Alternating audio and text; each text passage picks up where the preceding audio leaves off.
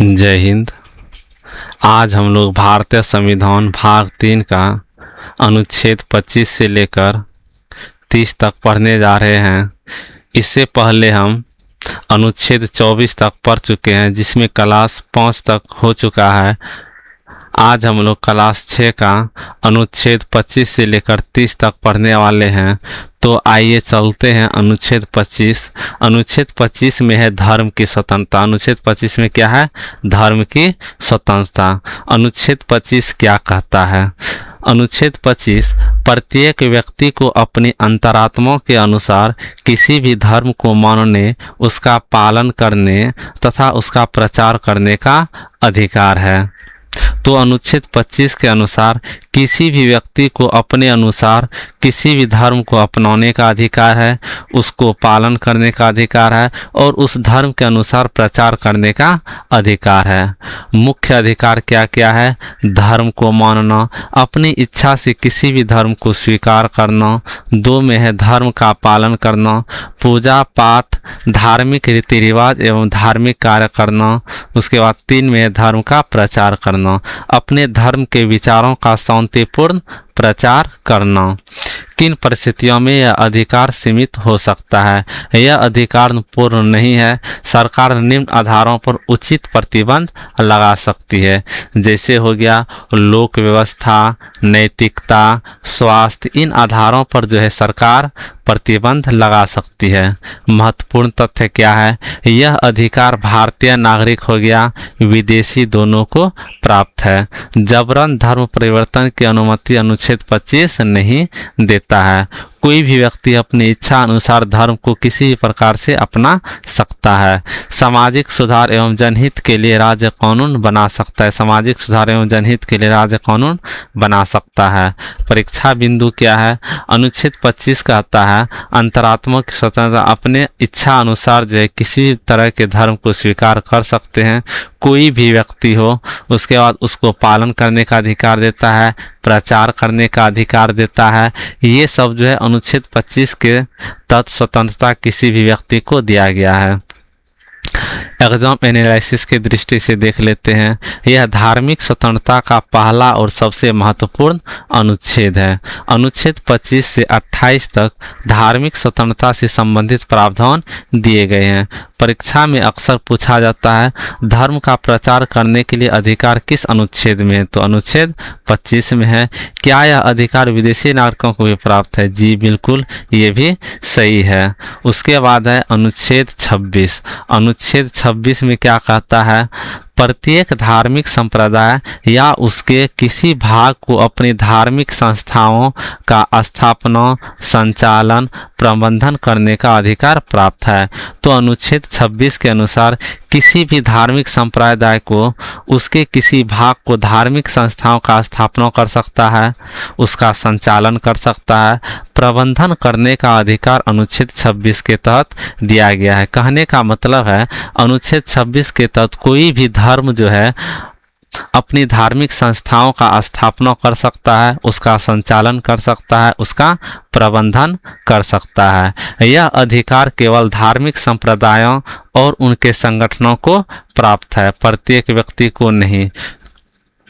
अनुच्छेद 26 के अंतर्गत अधिकार क्या किए दिए गए हैं? धार्मिक संस्थाओं की स्थापना करना, मंदिर हो गया, मस्जिद हो गया, गुरुद्वारा हो गया, चर्च हो गया, मठ हो गया, इन सब धार्मिक संस्थाओं की स्थापना कर सकती है। उसके बाद है धार्मिक मामलों का प्रबंधन। उसके बाद क्या है? धार्मिक मामलों का प्रबंधन, पूजा पद्धति, धार्मिक परंपराओं एवं आंतरिक धार्मिक कार्यों का संचालन कर सकते हैं। संपत्ति अर्जित करने का अधिकार, संपत्ति अर्जित करने का अधिकार,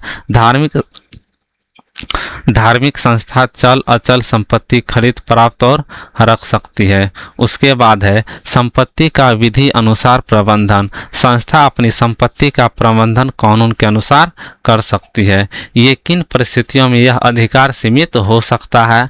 यह अधिकार पूर्ण नहीं है। राज्य निम्न आधारों पर उचित प्रतिबंध लगा सकती है। लोक व्यवस्था, नैतिकता और स्वास्थ्य के आधार पर इन चीज़ों पर प्रतिबंध सरकार लगा सकती है। महत्वपूर्ण तथ्य क्या है, तो महत्वपूर्ण तथ्य देख लेते हैं। अनुच्छेद 25 व्यक्तिगत धार्मिक स्वतंत्रता देता है, जबकि अनुच्छेद 26 धार्मिक संस्था और संप्रदायों के अधिकारों की रक्षा करता है। तो याद रखना है, अनुच्छेद 25 जो व्यक्तिगत धार्मिक स्वतंत्रता की बात करता है, जबकि अनुच्छेद 26 धार्मिक संस्थाओं और संप्रदायों के अधिकारों की रक्षा करता है। सरकार धार्मिक आस्था में हस्तक्षेप नहीं कर सकती, लेकिन धर्मनिरपेक्ष प्रशासनिक मामलों को कानून द्वारा विनियमित कर सकती है। विश्लेषण, अनुच्छेद 25 और 26 में सबसे बड़ा अंतर यही है कि 25 व्यक्ति से संबंधित है, 25 व्यक्ति से संबंधित है, जबकि 26 धार्मिक संप्रदाय से संबंधित है। परीक्षा में अक्सर पूछा जाता है, धार्मिक संस्थाओं के प्रबंधन का अधिकार किस अनुच्छेद में है, तो धार्मिक संस्थाओं के प्रबंधन का अधिकार जो है अनुच्छेद 26 में दिया गया है, जबकि व्यक्तिगत स्वतंत्रता का अधिकार अनुच्छेद 25 में है। अनुच्छेद 26 क्या कहता है, धार्मिक संस्थाओं के स्थापना, प्रबंधन, संपत्ति रखने एवं संचालित करने का अधिकार। यह जो लोक व्यवस्था, नैतिकता एवं स्वास्थ्य के विरुद्ध किया जा सकता है, इसको प्रतिबंध किया जा सकता है। उसके बाद अनुच्छेद 27 में है, किसी विशेष धर्म के प्रचार हेतु कर देने की स्वतंत्रता। अनुच्छेद 27 क्या कहता है, अनुच्छेद 27 कहता है, किसी भी व्यक्ति को ऐसा कर देने के लिए बाध्य नहीं किया जाएगा जिसका उपयोग किसी विशेष धर्म या धार्मिक संस्था के प्रचार, प्रसार अथवा संरक्षण के लिए किया जाए। अनुच्छेद 27 के कहने का मतलब है, अगर कोई भी धार्मिक पैसा है, धार्मिक संस्था के प्रचार प्रसार हेतु कोई भी पैसा रखा गया है, तो उस पर किसी भी तरह का टैक्स नहीं लगेगा। तो अनुच्छेद 27 के अनुसार राज्य किसी नागरिक से किसी एक धर्म के प्रचार के लिए कर नहीं वसूल सकता।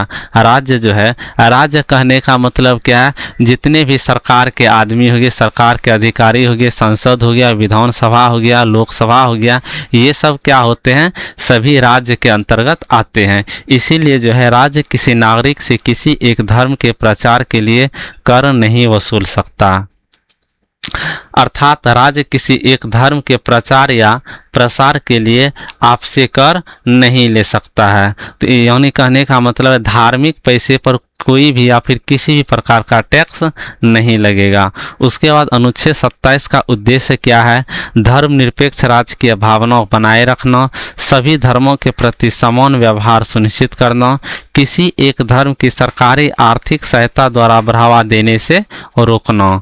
ये क्या है, सेकुलर का अर्थ है। उसके बाद किसी बातों की अनुमति है तो सामान्य कर, जनरल टैक्स, सड़क, शिक्षा, अस्पताल, सुरक्षा, प्रशासन आदि के लिए कर देना अनिवार्य है। तो इन सब चीज़ों पर जो है टैक्स लगता है। धार्मिक स्थलों का संरक्षण, ऐतिहासिक या सांस्कृतिक महत्व वाले धार्मिक स्थलों के संरक्षण एवं रख रखाव पर सरकार खर्च कर सकती है। किसकी अनुमति नहीं है, किसी एक धर्म के प्रचार या प्रसार के लिए विशेष कर लगाना। ऐसा कोई भी कर जो किसी एक धर्म विशेष पर किसी भी प्रकार का टैक्स नहीं लगा सकते हैं। महत्वपूर्ण तथ्य क्या है, अनुच्छेद 27 सभी नागरिकों को समान धार्मिक संरक्षण प्रदान करता है। यह अनुच्छेद भारत की धर्मनिरपेक्षता को मजबूत करता है। सामान्य सरकारी कर और धर्म प्रचार के लिए लगाए गए कर में अंतर समझना परीक्षा की दृष्टि से महत्वपूर्ण है।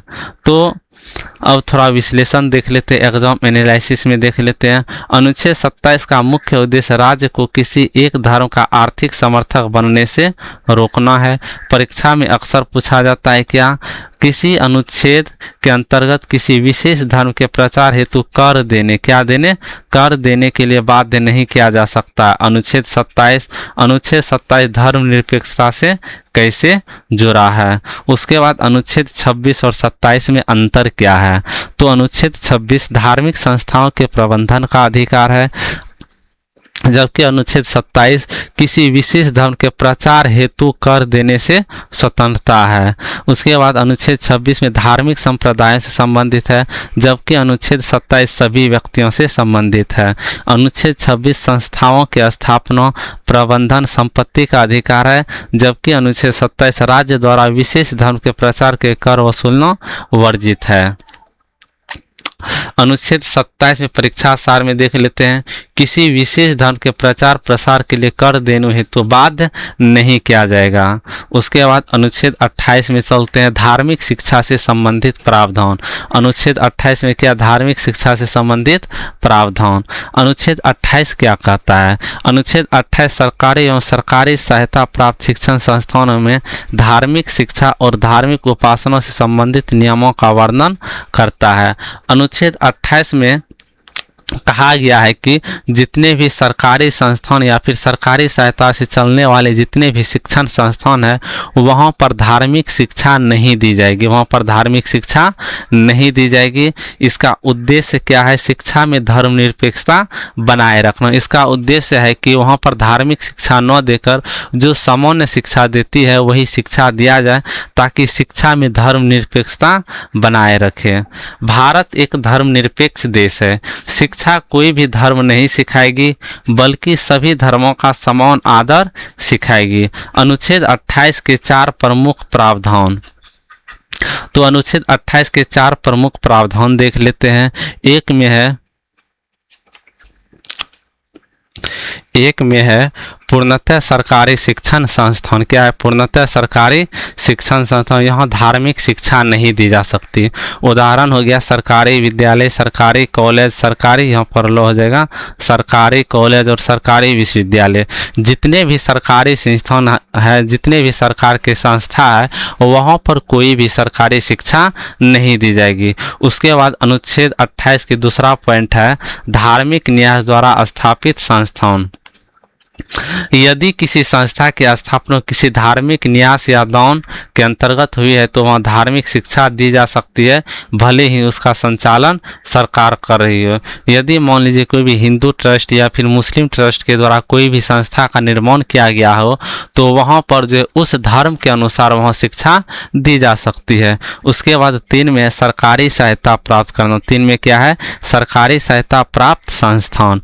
किसी भी विद्यार्थी को धार्मिक शिक्षा लेने के लिए बाध्य नहीं किया जा सकता। यदि विद्यार्थी अवयस्क है तो उसके अभिभावक की सहमति आवश्यक होगी। उसके बाद 4 में है स्वैच्छिक भागीदारी। धार्मिक शिक्षा या उपासना में भाग लेने पूर्णतः स्वैच्छिक है, किसी भी छात्र पर दबाव नहीं डाला जा सकता है। उसके बाद महत्वपूर्ण तथ्य क्या है? महत्वपूर्ण तथ्य देख लेते हैं। अनुच्छेद 28 केवल शिक्षण संस्थानों से संबंधित है। सरकारी संस्थानों में धार्मिक शिक्षा पूर्णतः निषिद्ध है, मतलब रोक है। सहायता प्राप्त संस्थानों में जबरदस्ती धार्मिक शिक्षा नहीं दी जा सकती।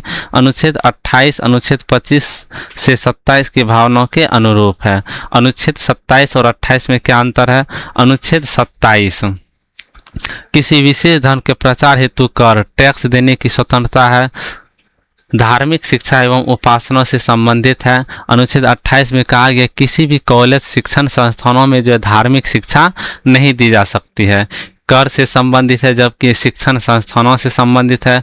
सभी नागरिकों पर लागू होता है, छात्र शिक्षण संस्थानों पर लागू होता है। विश्लेषण देख लेते हैं। अनुच्छेद 25-28 धार्मिक स्वतंत्रता के अधिकारों को सुनिश्चित करते हैं। अनुच्छेद 25 से 28 तक जो है धार्मिक स्वतंत्रता का अधिकार दिया हुआ है। अनुच्छेद 28 विशेष रूप से शिक्षा संस्थानों में धर्मनिरपेक्षता को मजबूत करता है।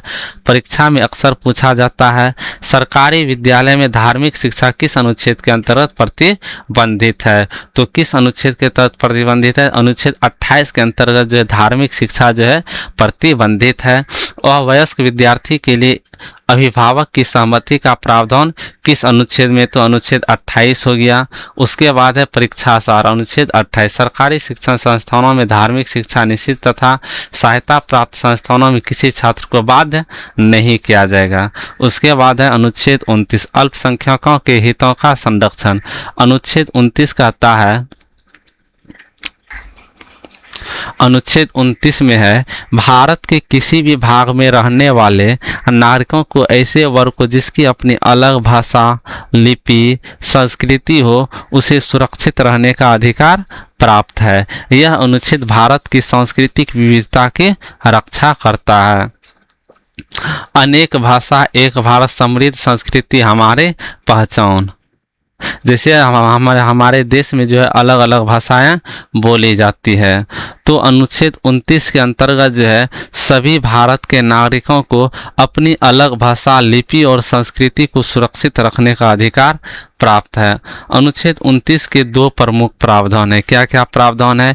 एक में है भाषा हो गया, लिपि हो गया, संस्कृति की रक्षा। प्रत्येक नागरिकों के समूह को अपनी भाषा, लिपि और संस्कृति को सुरक्षित रखने का अधिकार है। उदाहरण मैथिली हो गया, संथाली हो गया, कोंकणी, कश्मीरी, तमिल, तेलुगु, गुजराती आदि भाषाओं का संरक्षण। प्रवेश में भेदभाव निषेध। राज्य द्वारा संचालित अथवा राज्य से सहायता प्राप्त किसी भी शिक्षण संस्थानों को केवल धर्म, जाति, भाषा, मूलवंश या नस्ल के आधार पर प्रवेश से वंचित नहीं किया जाएगा।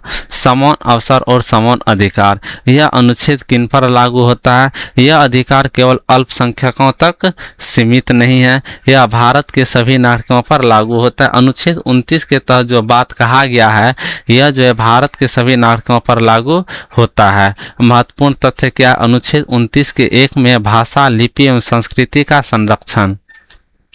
अनुच्छेद 29(2) में प्रवेश में भेदभाव। यह अनुच्छेद सांस्कृतिक एवं शैक्षिक आधारों का प्रथम अनुच्छेद है। अनुच्छेद 28 और 29 में अंतर क्या है? अनुच्छेद 28 जो धार्मिक शिक्षा से संबंधित प्रावधान है। अनुच्छेद 29 जबकि भाषा हो गया, लिपि एवं संस्कृति के संरक्षण से संबंधित है। शिक्षण संस्थानों में धार्मिक शिक्षा के नियम बताता है। सांस्कृतिक एवं शैक्षिक अधिकारों की रक्षा करता है। उसके बाद परीक्षा में पूछे जाने वाले प्रश्न, भाषा, लिपि एवं संस्कृति के संरक्षण का अधिकार किस अनुच्छेद में है? तो अनुच्छेद 29 में है। प्रवेश में भेदभाव निषिद्ध किस अनुच्छेद में है? अनुच्छेद 29 में। क्या अनुच्छेद 29 केवल अल्पसंख्यकों के लिए नहीं, सभी नागरिकों के लिए है? उसके बाद अनुच्छेद 30 है, अल्पसंख्यकों को शिक्षण संस्थान स्थापित एवं संचालित करने का अधिकार। अनुच्छेद 30 धर्म या भाषा के आधार पर अल्पसंख्यकों को अपनी पसंद के शिक्षण संस्थानों की स्थापना तथा उनका प्रशासन करने का अधिकार प्राप्त है। तो याद रखना है, धर्म और भाषा के आधार पर अल्पसंख्यकों को अपनी पसंद के शिक्षण संस्थाओं की स्थापना तथा उनका प्रशासन करने का अधिकार प्राप्त है। उद्देश्य क्या? अल्पसंख्यकों की भाषा, संस्कृति और शिक्षा की रक्षा करना। अल्पसंख्यकों को शिक्षा के क्षेत्र में स्वतंत्रता, उनकी पहचान और अस्तित्व की सुरक्षा है। अनुच्छेद 30 के प्रमुख प्रावधान, शिक्षण संस्थान स्थापित करने का अधिकार। कोई भी व्यक्ति जो है शिक्षण संस्थान स्थापित कर सकता है।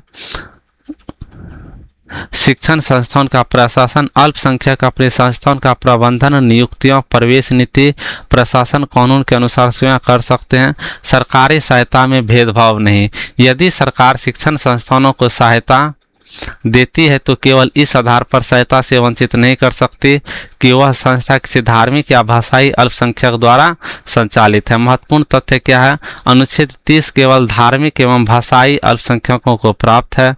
अनुच्छेद 30 के अंतर्गत स्थापित संस्थान भी संविधान एवं शिक्षा संबंधी कानूनों का पालन करेंगे।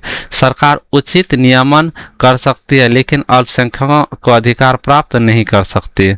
अनुच्छेद 29 और 30 में अंतर देख लेते। अनुच्छेद 29 कहता है भाषा, लिपि एवं संस्कृति की रक्षा, जो कि सभी नागरिकों पर लागू होता है, सांस्कृतिक अधिकार देता है। अनुच्छेद 30 के अनुसार शिक्षण संस्थान स्थापित एवं संचालित करने का अधिकार केवल धार्मिक एवं भाषाई अल्पसंख्यकों पर लागू ये शैक्षिक अधिकार देता है।